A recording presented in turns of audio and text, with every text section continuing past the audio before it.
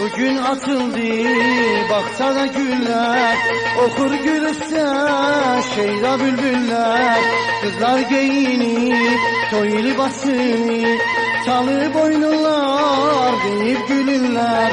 Ah aşıklar çalsın, kızlar oynasın, gelen konaklar koy ilham alsın. Ah aşıklar çalsın, kızlar oynasın, toya gelenler koy ilham alsın.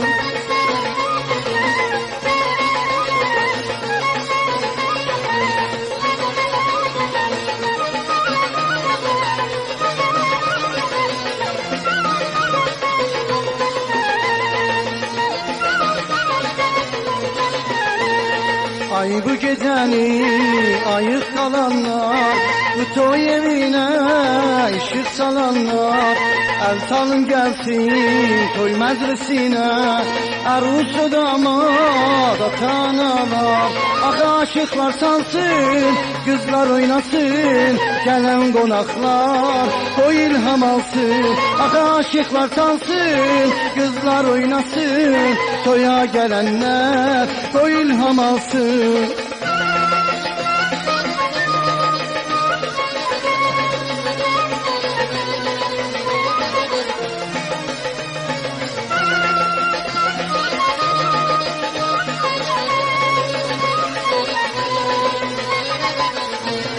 Bir evden gelir ahı balası, yola salınlar atanası.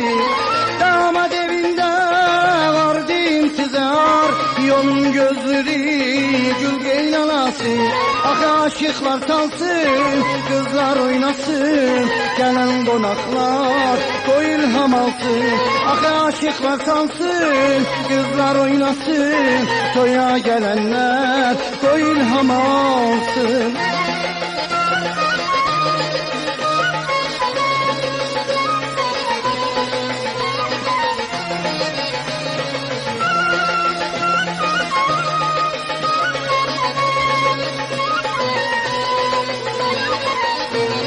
Bir evden gelir ahı balası, yola salınlar atanası.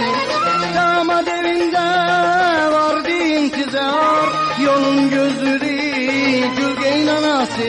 Ah aşıklar çalsın, kızlar oynasın, gelen konaklar koy ilham alsın. Ah aşıklar çalsın, kızlar oynasın, toya gelenler koy ilham alsın.